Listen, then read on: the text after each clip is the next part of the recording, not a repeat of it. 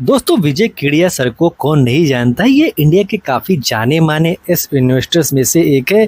Market में जहाँ भी ये अपना पोजीशन बनाते हैं वहाँ पर नेचुरली देखा गया है कि जो लोगों की क्यूरियोसिटी रहती है वो बढ़ जाती है और वहाँ पर हलचल भी काफ़ी ज़्यादा बढ़ जाता है। लेकिन किसी बड़े निवेशक को देखकर आपको डिसीजन नहीं लेना चाहिए, आपको उस कंपनी के बिजनेस पर स्टडी करना चाहिए।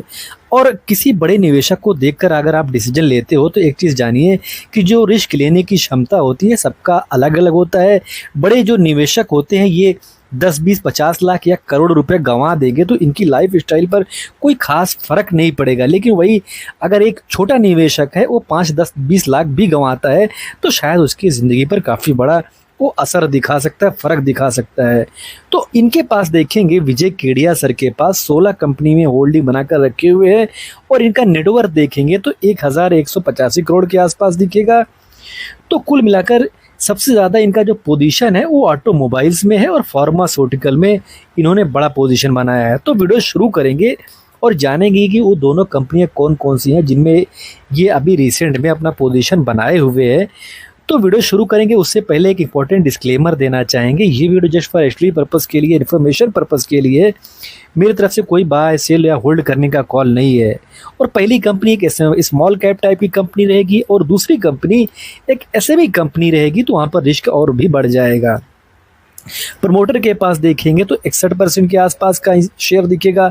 एफआईज के पास 6-6.5% का हिस्सा है। डीआईज के पास 8% के आसपास का हिस्सा दिखेगा। हालांकि डीआईज ने इस क्वार्टर में अपना पोजीशन कट किया है। पब्लिक के पास 23% का हिस्सा दिखेगा और पब्लिक में अगर आप देखेंगे केडिया सिक्योरिटीज़ के देखेंगे अभी केडिया सिक्योरिटीज़ ने 1% का इस कंपनी में अपना पोजीशन बनाया है। वहीं पर एक और ध्यान देने वाली बात है जो है वो ये है कि मुकुल महावीर अग्रवाल ये भी एक एस इन्वेस्टर्स है, एक दिग्गज इन्वेस्टर्स है। इनका भी पोजीशन इस कंपनी में है और कंपनी का अगर आप नेट प्रॉफिट देखेंगे क्वार्टर बाय क्वार्टर तो ग्रोथ देखने को मिलेगा। लेकिन किसी भी कंपनी को अगर आपको देखना है, उसका ग्रोथ देखना है तो क्वार्टर बाय क्वार्टर से जज नहीं कर सकते हो। आपको देखना होगा कि ईयर बाय ईयर कंपनी क्या कर रही है। तो कंपनी का जो ग्रोथ है ईयर बाय ईयर काफ़ी कंसिस्टेंट ग्रोथ देखने को इस कंपनी में मिल रहा है। और कंपनी का जो आरओई आरओसी है तो ठीक ठाक है, बहुत ज़्यादा नहीं बोल सकते हो। फेस वैल्यू 10 का होना एक अच्छी बात है। फ्यूचर में अपना स्प्लिट भी कर सकती है। रिजर्व के मुकाबले में कर्जा काफ़ी कम है। ये कंपनी के लिए एक मजबूत पक्ष बन जाता है कि कंपनी के पास जो रिजर्व है वो काफ़ी मजबूत है। और कंपनी का बिजनेस देखेंगे तो कंपनी कुल मिलाकर एक सुपर स्पेशलिटी हॉस्पिटल में इनका बिजनेस है। इस कंपनी के पास देखेंगे 7 हॉस्पिटल्स हैं और ये 7 हॉस्पिटल्स में से इनके पास जो बेड की संख्या है ये 2300 है। तो कुल मिलाकर इनके पास 2300 बेड की संख्या है। मार्केट कैप कंपनी का देखेंगे तो 6624 करोड़ का है और टॉप से करेक्शन देखेंगे तो टॉप से करेक्शन भी है लेकिन 52 के लो से तो काफ़ी ऊपर ही नज़र आएगा। पी देखेंगे तो 43 के पी पर कंपनी काम कर रही है। तो कुल मिलाकर एक ठीक ठाक पी बोल सकते हो बिकॉज जो ये सेक्टर है इस सेक्टर में काम करने वाली कंपनियों का पी काफ़ी महंगा रहता है। बिकॉज जो ये हॉस्पिटल वाला सेक्टर है ये एक सदाबहार सेक्टर बोल सकते हो कि ये एक ऐसा सेक्टर है जो पास्ट में भी अच्छा करता हुआ आया है, प्रेजेंट में भी अच्छा कर रहा है और फ्यूचर में भी ये सेक्टर अच्छा कर सकता है। तो इसी वजह से जो हॉस्पिटल सेक्टर की कंपनियां रहती हैं उनका पी काफ़ी महंगा रहता है। और कंपनी का बिजनेस देखेंगे तो कंपनी कुल मिलाकर ये दिल्ली एनसीआर रीजन में काफ़ी फैली हुई है लेकिन अभी उत्तर प्रदेश, हरियाणा एंड मध्य प्रदेश में भी अपना बिजनेस बढ़ाते हुए नज़र आ रहे हैं। और इनका देखेंगे किस चीज़ में ये स्पेशलाइजेशन हासिल किए है तो cardiology, oncology, neurology, orthopaedics, nephrology. तो कुल मिलाकर जो भी बीमारियां होती हैं एक मनुष्य को तो अधिकतर बीमारियों को ये हैंडल करते हुए दिखते हैं। तो कुल मिलाकर इनका जो बिजनेस है वो काफ़ी फैला हुआ है। और इनके पास बेड की संख्या देखेंगे 2300 प्लस इनके पास बेड की संख्या है। ऑपरेटिंग बेड्स देखेंगे 1605 बेड्स है और जो कि मतलब एक्सक्लूड कर किया गया है कौन कौन सा फैसिलिटी का, दिल्ली एंड फरीदाबाद का जो हॉस्पिटल्स है ये भी इसमें एक्सक्लूड किया गया है। ऑक्यूपेंसी देखेंगे तो 65% है यानी कि काफ़ी अच्छा है। और एवरेज लेंथ देखेंगे इनके यहाँ पर एक मरीज आता है एक बेड पर जो बिताता है वो कितना दिन वहाँ पर बिताता है 4.1 डेज दिख है। और देखेंगे एक बेड से इनको कितना बड़ा रेवेन्यू मतलब ये कंपनी निकालती है तो एक बेड से एवरेज रेवेन्यू जो निकल कर आता है वो 32,395 है। तो कुल मिलाकर इनका जो बिजनेस है काफ़ी तेज़ी से ग्रो कर रहा है। बेड की संख्या 2300 है और फ्यूचर में ये अपने बेड्स की संख्या को बढ़ाते हुए दिख रहे हैं। और इनका देखेंगे कि रेवेन्यू कहाँ से कितना निकल रहा है, तो इंटरनल मेडिसिन से 18% का आप देखेंगे, न्यूरोसाइंस से 12%, नेफ्रोलॉजी यूरोलॉजी से 11%, ऑन्कोलॉजी से 10%, कार्डियोलॉजी से 9%, जनरल सर्जरी से 7%। तो कुल मिलाकर और भी सेगमेंट है जहां से ये अपना रेवेन्यू जनरेट कर रहे हैं। तो कुल मिलाकर इनका जो प्रोडक्ट पोर्टफोलियो है काफ़ी फैला हुआ है। और इस कंपनी को देखेंगे, कंपनी ने रिसेंट में एक्विजिशन भी करते हुए नज़र आए हैं। और ये कहाँ पर किए हैं, ये दिल्ली में किए हैं। और रेखा गुप्ता जी जो दिल्ली की सीएम है, इन्होंने इनॉग्रेशन भी अभी जुलाई मंथ में ही किया था, अभी रिसेंटली 2025 में किया था। तो फ्यूचर में यहाँ से भी इनको फ़ायदा मिलता हुआ दिख सकता है। और इस कंपनी को देखेंगे, कंपनी ब्राउनफील्ड एक्सपेंशन भी करती हुई दिख रही है। अब ब्राउनफील्ड एक्सपेंशन और ग्रीनफील्ड एक्सपेंशन में जो आपको ध्यान देना चाहिए कि ये है क्या, ब्राउनफील्ड एक्सपेंशन क्या है और ग्रीनफील्ड एक्सपेंशन क्या है। तो ब्राउनफील्ड एक्सपेंशन वो है, जैसे मान लीजिए एक कंपनी है, उसके पास फैक्ट्री है और फैक्ट्री में अगर एक्सटेंशन करना है, यानी उसी फैक्ट्री में एक दो कैमरा लगाकर उसमें लगा दिया जाता है, तो उसको बोला जाता है कि ब्राउनफील्ड एक्सपेंशन। वहीं पर एक नई फैक्ट्री ही खड़ी कर दिया जाए तो वो होता है ग्रीनफील्ड एक्सपेंशन। हालांकि यहाँ पर फैक्ट्री नहीं है, तो यहाँ पर हॉस्पिटल है, तो यानी कि हॉस्पिटल में कुछ कमरे और ऐड कर देंगे तो वो ब्राउनफील्ड एक्सपेंशन हो जाएगा।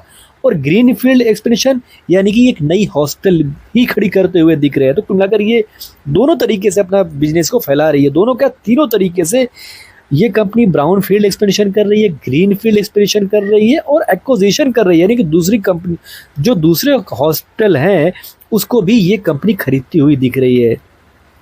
तो फ्यूचर में यहाँ से इस कंपनी का काफ़ी बड़ा फ़ायदा मिल सकता है। ये चीज़ ध्यान दीजिए, कंपनी छोटी है लेकिन कंपनी का जो टारगेट है ये काफ़ी स्ट्रांग है। और कंपनी आने वाले नेक्स्ट 3 सालों में ये 1200 प्लस बेड्स का जो है वो और बढ़ाने वाले हैं। और देखेंगे तो इनका 2028 तक जो बेड की संख्या रहेगी ये 3000 पार कर जाएगी। तो अगर ऐसा करने में ये कंपनी सक्षम होती है तो इनके निवेशकों के लिए काफ़ी बड़ा फ़ायदा फ्यूचर में देखने को मिल सकता है। और इस कंपनी में अगर आप देखेंगे मुकुल महावीर अग्रवाल सर, विजय केडिया सर, इन लोगों का पैसा लगा है, तो इनको देखकर डिसीजन नहीं लेना चाहिए। आपको इस कंपनी के बिजनेस के बारे में स्टडी करनी चाहिए। प्रोस की बात करें, कंपनी लगभग डेट फ्री है। कंपनी का जो पिछले 5 सालों का प्रॉफिट का रफ्तार रहा है ये चौंकाता है, 152% का। अगर किसी भी कंपनी में प्रॉफिट का रफ्तार रहेगा तो काफ़ी ज़्यादा ही बोला जाएगा। कॉन्स की बात करेंगे तो कंपनी डिविडेंड नहीं दे रही है, जो इनको कंपनी प्रॉफिट तो निकाल रही है, डिविडेंड नहीं दे रही है। और एक चीज़ आप ध्यान दीजिए, जो कंपनियां ग्रोथ फेस में होती हैं वो डिविडेंड देना पसंद नहीं करती है। और वैसे भी इसका जो बिजनेस है, जो ये सेक्टर है, जो ये सेक्टर में काम करने वाली कंपनियां हैं, एक चीज़ जानिए, इनको पैसे की जो ज़रूरत रहती है वो काफ़ी ज़्यादा रहती है। बिकॉज़ एक हॉस्पिटल खड़ा करने में इनको काफ़ी ज़्यादा पैसा जलाना पड़ता है।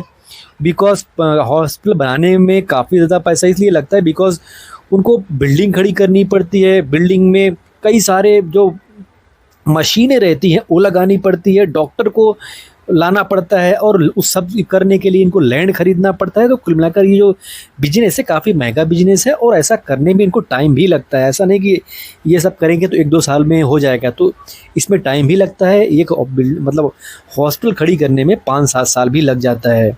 और कंपनी का नाम की बात करेंगे तो कंपनी का नाम यथार्थ hospital and trauma care services limited है। तो इंटरेस्टिंग कंपनी है, इस पर आपको रिसर्च ज़रूर करनी चाहिए। वहीं पर दूसरी कंपनी के बारे में बात करें तो इस कंपनी में रिस्क और भी बढ़ जाता है बिकॉज ये कंपनी एक एसएमई कंपनी है। और एसएमई कंपनी में रिस्क इसलिए रहता है बिकॉज इनका मार्केट का साइज़ देखेंगे तो काफ़ी छोटा रहता है। और छोटे मार्केट कैप के साइज़ में जो बड़े निवेशक होते हैं, किसी के पास बहुत ज़्यादा अगर पैसा है तो भगा भी सकता है और गिरा भी सकता है।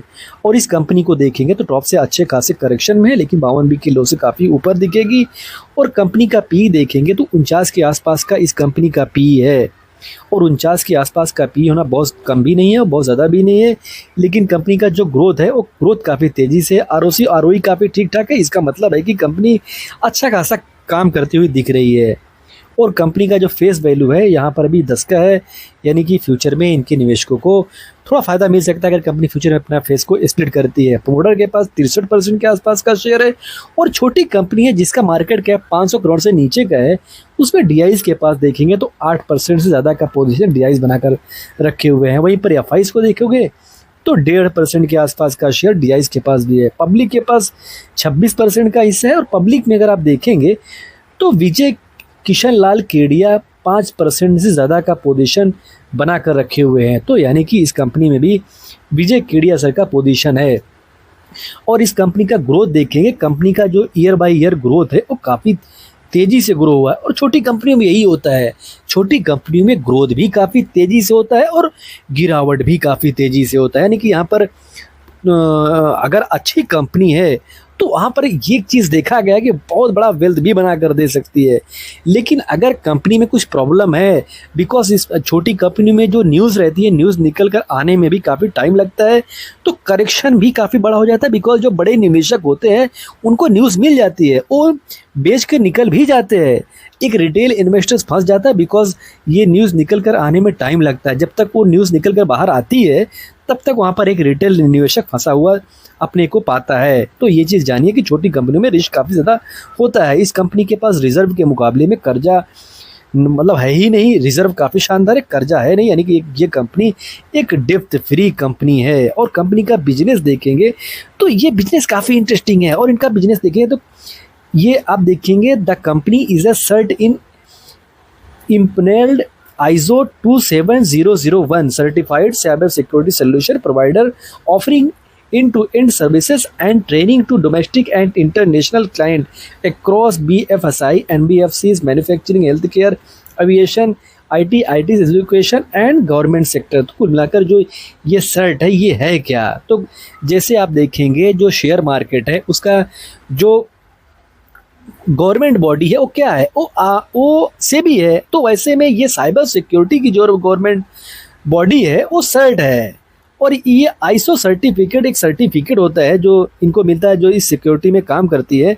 वो ये बताता है कि ये एक इंटरनेशनल लेवल का डेटा सिक्योरिटी स्टैंडर्ड है, यानी कि ये सर्टिफिकेट है, उसके अंतर्गत ये कंपनी काम करती है। और ये कंपनी गवर्नमेंट के साथ मिलकर भी काफ़ी अच्छा काम कर रही है। और इनके क्लाइंट किस सेक्टर के हैं, बीएफएसआई के हैं, एनबीएफसीज हैं, manufacturing, health care, aviation, ITs, education and government sector भी है। तो कुल मिलाकर कई सारे सेगमेंट में ये सिक्योरिटी का काम देते हुए दिख रहे हैं।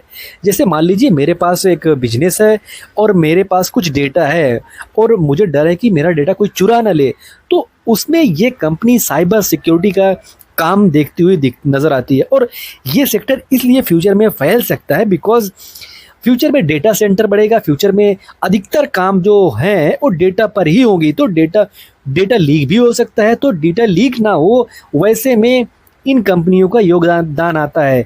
जैसे मान लीजिए आपके पास घर है, घर में दरवाज़ा है, दरवाज़ा में लॉक नहीं लगा है, तो लॉक लगाने का जो काम होता है वो इन कंपनियों का होता है। अदरवाइज़ जो दुनिया का इंटरनेट है वो एक दूसरे से कनेक्टेड है। यानी कि यहाँ पर मैं बैठा हूँ, मैं अमेरिका में कुछ भी कर सकता हूँ, अगर वहाँ पर दरवाजे में लॉक नहीं है, उस कंपनी के दरवाजे में लॉक नहीं, यानी कि वहाँ पर अगर कोई साइबर सिक्योरिटी का डिप्लॉय वो कंपनी नहीं किया है, तो यहाँ से मैं उसका डेटा एक्सेस कर सकता हूँ, चुरा सकता हूँ। तो ऐसे में जो ये सेगमेंट है ये काफ़ी तेज़ी से फ्यूचर में ग्रो कर सकता है। सर्विसेज से 84% का रेवेन्यू आता है, ट्रेनिंग से 16% का रेवेन्यू आता है। वहीं पर इनका प्रेजेंस देखेंगे तो डोमेस्टिक लेवल पर 84% का रेवेन्यू आता है, वहीं पर इंटरनेशनल मार्केट से भी ये कंपनी 16% का रेवेन्यू जनरेट करती हुई दिखती है। और किन इंडस्ट्री से इनको रेवेन्यू आता है अगर इसको देखना चाहेंगे तो कई सारे, जैसे ITs, education, BFSI, manufacturing, consultancy, other, तो इन सारे सेगमेंट में ये कंपनी फैली हुई है। तो यानी कि इसका भी प्रोडक्ट पोर्टफोलियो काफ़ी मजबूत है। और प्रोज की बात करें, कंपनी लगभग डेप्थ फ्री है। लगभग क्या, कंपनी पूरी तरीके से डेप्थ फ्री है। आरओई का ट्रैक रिकॉर्ड पिछले 3 सालों का काफ़ी शानदार रहा है। और कॉन्स की बात करें तो कंपनी काफ़ी महंगे वैल्यूएशन पर कंपनी काम कर रही है और कंपनी डिविडेंड नहीं दे रही है और डेब्टर डेज भी कंपनी का इंक्रीज़ हुआ है। तो ये भी कॉन्स का फैक्टर ज़रूर बनता है। और वर्किंग कैपिटल देखेंगे तो वर्किंग कैपिटल डेज का भी इंक्रीज़ करना ये कॉन्स का फैक्टर ज़रूर बनता है। और Tech Cyber Security Limited company का नाम है, यानी कि Tech Defence Lab Solution Limited company का नाम है। और दोस्तों अगर वीडियो आपको इन्फॉर्मेटिव लगा हो तो चैनल को सब्सक्राइब ना किया हो तो सब्सक्राइब भी ज़रूर कर लीजिए। और दोस्तों वीडियो डिस्क्लोज करेंगे उससे पहले एक इंपॉर्टेंट डिस्क्लेमर देना चाहेंगे। I am not civil state adviser. कुछ बार से करते हो उससे पहले अपने फाइनेंशियल एडवाइजर से बात कीजिए, डिस्कस कीजिए, सलाह कीजिए। दोस्तों देने की कॉल लीजिए। आपको वीडियो इन्फॉर्मेटिव लगी हो तो वीडियो को लाइक कमेंट शेयर करें और चैनल को सब्सक्राइब ना किया है तो सब्सक्राइब भी जरूर कर लिए। मिलते हैं किसी नए वीडियो में एक नए टॉपिक के साथ। तब तक के दोस्तों हैप्पी इन्वेस्टिंग।